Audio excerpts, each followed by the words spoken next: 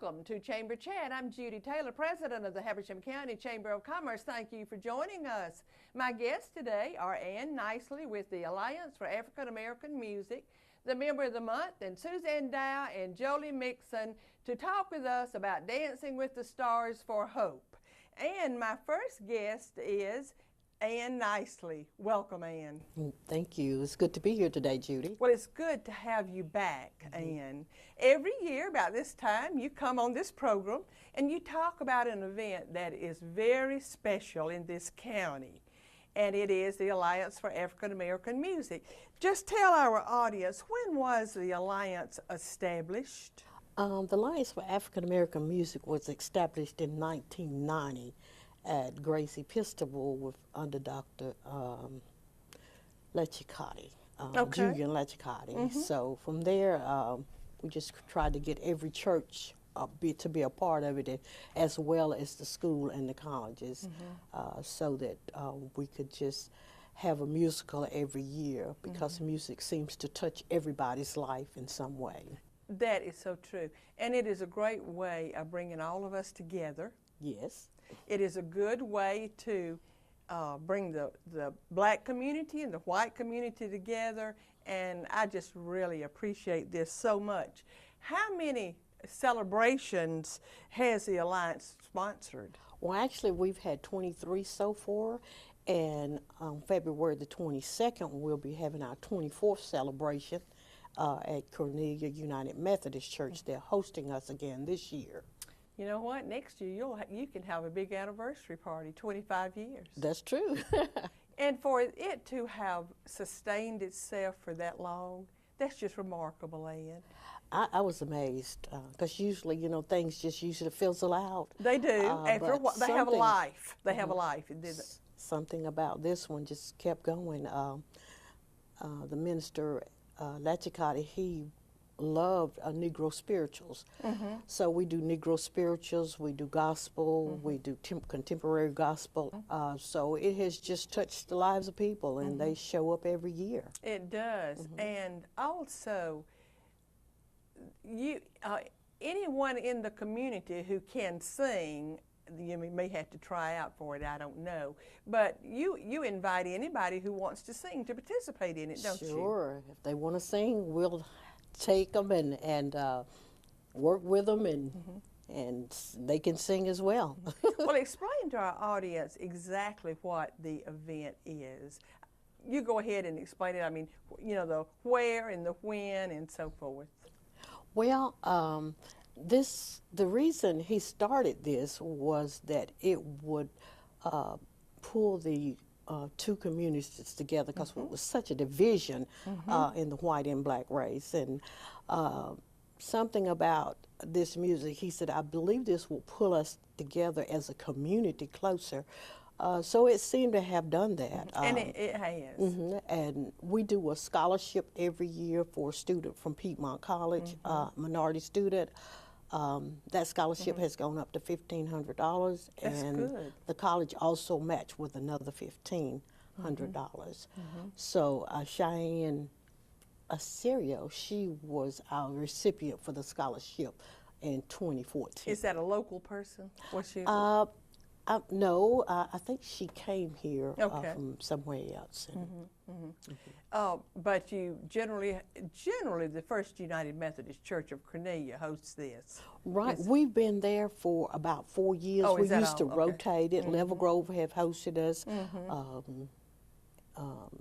Shady Grove have hosted us, and then the college. You know, we used to do it at the college. Yes. Now we been at the Methodist Church for a good while, and they welcome us so.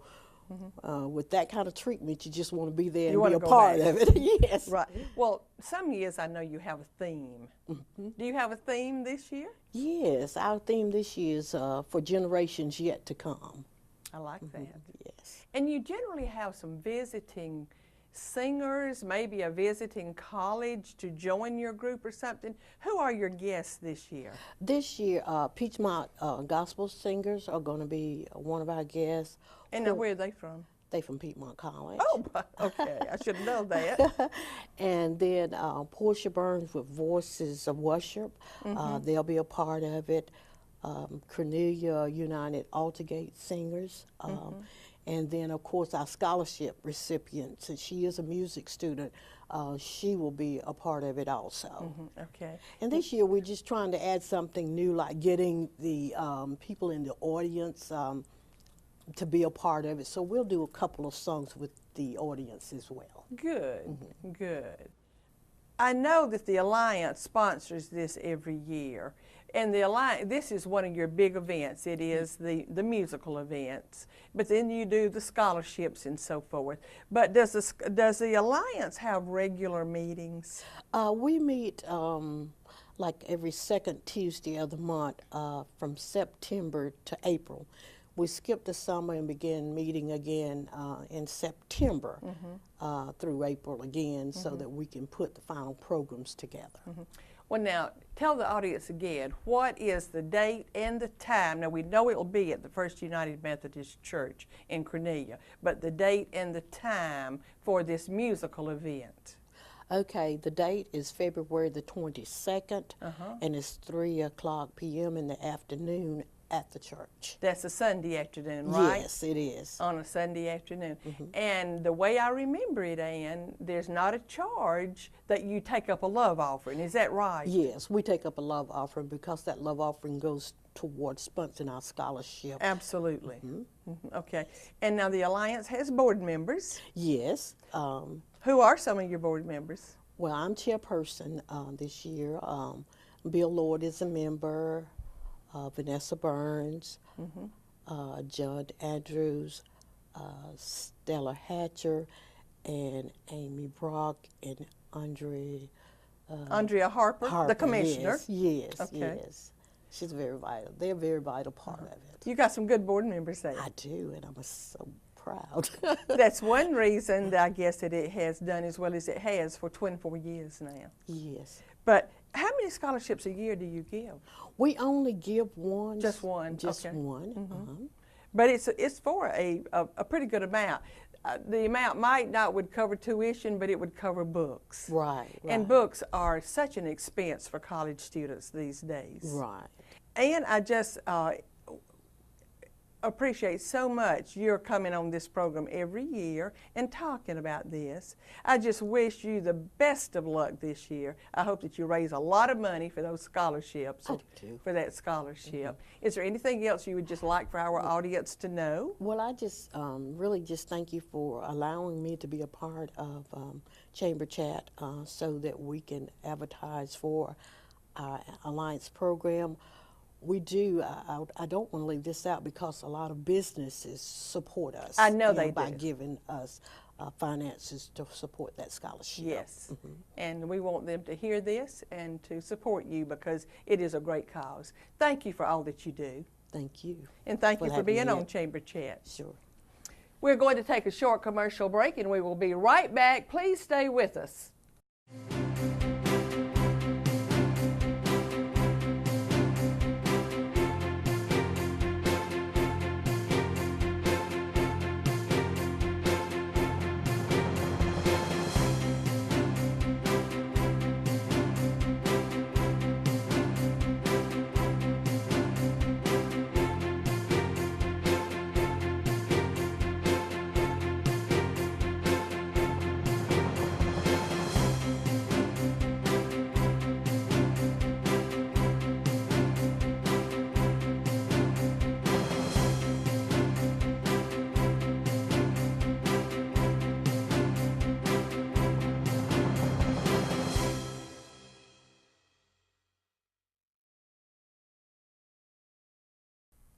Thank you for staying with us. My next guest is John Whitfield with Whitfield Funeral Homes, and they are also the Chamber's February Member of the Month.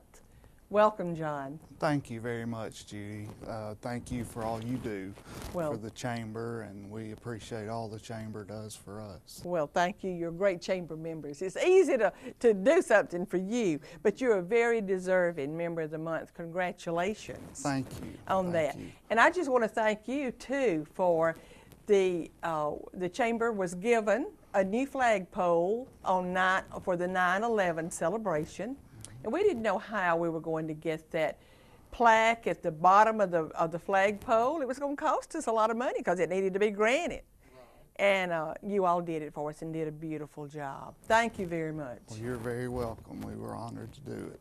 Well, you do so much in the community, and in a little bit we might get into, if we have time, we'll talk a little bit about what all you and your daddy both do with the Wall of Honor. Okay. So you're very deserving members of the month. John, does Whitfield Funeral Homes, and I'm saying homes because you have a south and you have a north, right. Do you have a guiding principle or a general philosophy that you do business by? I know it's become a cliche, I guess, but we truly do business by the golden rule. We I believe that. We absolutely want to do for others as we would have done for us, and treat others as we would like to be treated. In our profession especially, that goes a long way toward comforting and consoling, and trying to empathize and sympathize with people is a real key to performing our duties as need be. And you do see people when they are at their lowest moments. Yes, very much so. You do. But I do believe that you operate with the golden rule because I'm in Sunday school with your mother. Okay, I didn't realize that. I am. She and I are in the same class. Your daddy is also in that class, but instead of coming to our Sunday school class, he teaches at the nursing home. Right, that's a ministry he got involved in several years ago, and when my grandmother was in the nursing home, and he really looks forward to that. And well, he's on our roll because he's actually a member of our class, but he goes there instead of coming to our class. Right. But we appreciate him. But John, let's talk about your business, the funeral home business. What is your scope of services? Well, over the years we've developed into a little more than just a funeral home. We offer, of course, cremation services. We have our own crematory, which is located at our Baldwin facility. We also own and operate Yona Memorial Gardens in Demarest. Now that's adjacent to Whitfield North. Correct, yes ma'am. And we so we are able to offer cemetery property and that kind of thing. Along with Yona Memorial, we operate a small monument company that does memorials and monuments for grave sites in our cemetery, of course, but also anywhere else someone might need one, any other cemeteries. And then too, we operate a grave service. We open and close and do grave work for ourselves as well as other funeral homes in the area. So we offer quite a lot. You do. But John, your business is a business that so many people don't want to think about until they need it. They don't really do pre-planning. But do you have pre-planning services or counseling?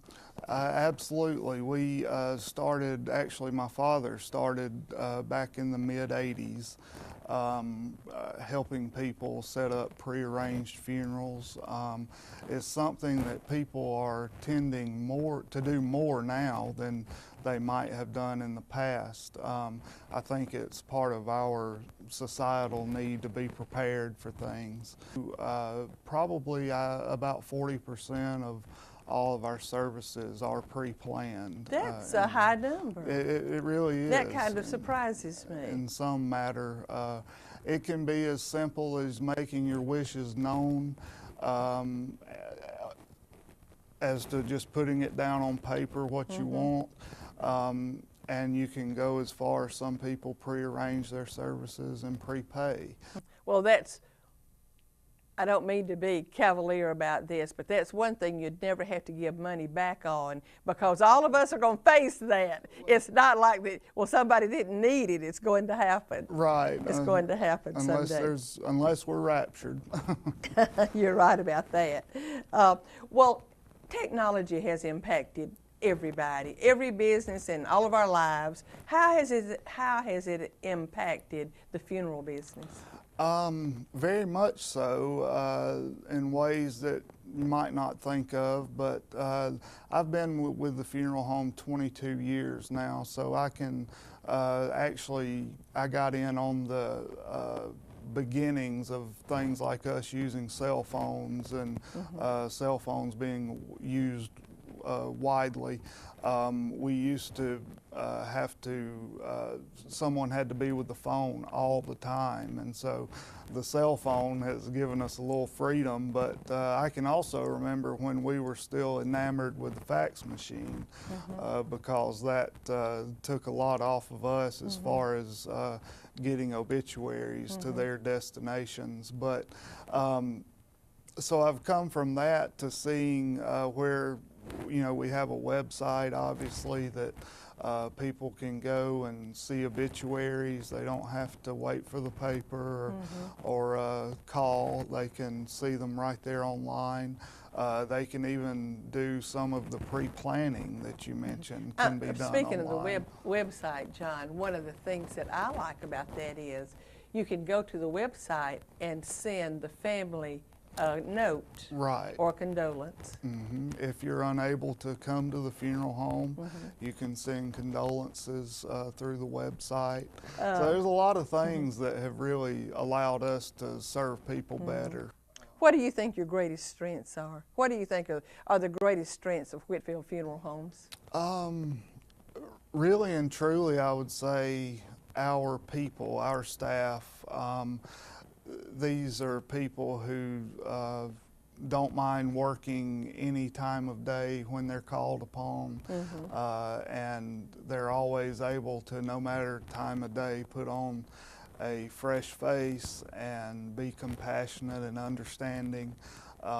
They're a very hard-working group and just a good group of people, and that's absolutely the backbone of what we do. We couldn't do what we do in the numbers that we do sometimes without a great staff, and that's our biggest strength. Well, any business is not the structure of the business, the facility, it's the people. Absolutely. And that's certainly what makes your business strong too. John, our time is about up, but is there anything that you would just like for our audience to know about the funeral home or your family? Did your father start the business? My father, Larry, started the funeral home in 1971 with Mr. Swenson Perkins, who I know a lot of people will remember. It was originally Whitfield Perkins Funeral Home, and Mr. Perkins passed in 1985. And my father and mother assumed his part of the business. And then I came to work with them late in 1993, and it truly is a family affair. A lot of the employees that I spoke about have been with us since the beginning. And before we go off, and I know our time is up, but I do want to just make a comment that your father is very active in Veterans Affairs. Many people know him in connection with the Habersham Wall of Honor, the Veterans Wall of Honor. And we appreciate all that he has done with that. Well, thank you. That's a project that's very near and dear to his heart. It's obvious. He was never able to serve for physical reasons, and he really has made an effort to make that happen here, and we look forward to seeing it complete one day. We do too. The chamber's right next door to it. That's right. We watch the progress out there on a regular basis. John, thank you again for being on Chamber Chat. Thank you, Judy. Best of luck to you. Thank you. We're going to take another short commercial break. Please stay with us. We will be right back. At Windstream, we're offering our customers a new feature, Watch TV Everywhere. Now you can watch available episodes of favorite shows, movies, and live news and sports on tablets, smartphones, and laptops. There's no extra charge from Windstream. You only need to be a cable customer already receiving a Wind package. It's simple to get started. Just visit WatchTVEverywhere.com. So enjoy, and thanks for being our customer. Thank you for staying with us. My last guests today are Suzanne Dow with Circle of Hope and Jolie Mixon with the Mike Mixon CPA firm, but she also is president of the Habersham Rotary Club. Welcome, ladies. Thank you. I'm so happy to have both of you on, and you're going to be talking to our audience about something very exciting that is coming up in Habersham County very soon.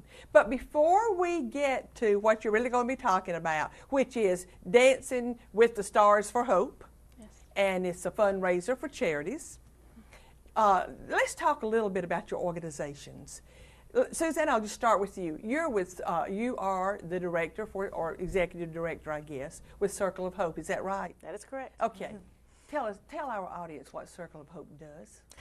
Circle of Hope is the local domestic violence program that serves victims of family violence, women, men, and children who find themselves in situations where they need either safe shelter or other kinds of support services. We serve 3 counties, Habersham, Stevens, and White.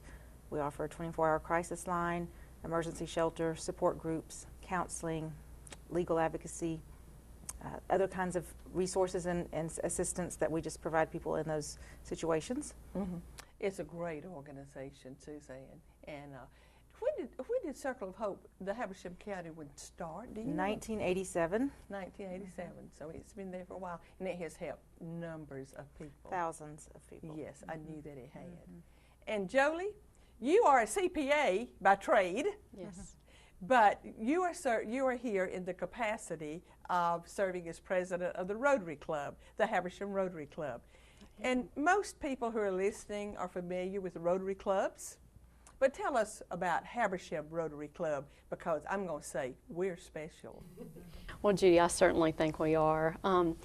As you know, being a fellow Rotarian, our motto is service above self, and I'm so proud of the accomplishments that our club has had over the years that we've been in existence, which is 51 years. Because we celebrated our 50-year gala last year. We did. Mm-hmm. And over that time, we've had many service projects, but our most notable projects have been, we were instrumental in the founding of Habersham Christian Learning Center, Habersham County Homework Center, and we have a Rotary Scholarship Fund, which to date has paid out over $212,000 to 193 students. And we also have club members that work with women at the Lee Arundel Correctional Center, and we have had over 12,000 women there get their GEDs. And also during the time that we have worked there, correctional officers have been trained all over the state using our club's work as a template to go back and teach these women essential job and life skills. So I'm very proud of the impact that we've had in our community. Absolutely, and you have every right to be. And I am a member of the Rotary Club. Mm-hmm. I'm a proud member of the Rotary Club. And so help me, when you started calling all of that over, mm-hmm. I knew in the back of my mind that sometimes that all of this took place, but it's impressive even for me to hear it when I know we do it. Yes. Yes. But a Rotary is so much more than a social organization. It is. So many people just think of Rotary as kind of like a social organization. It is. But we do network.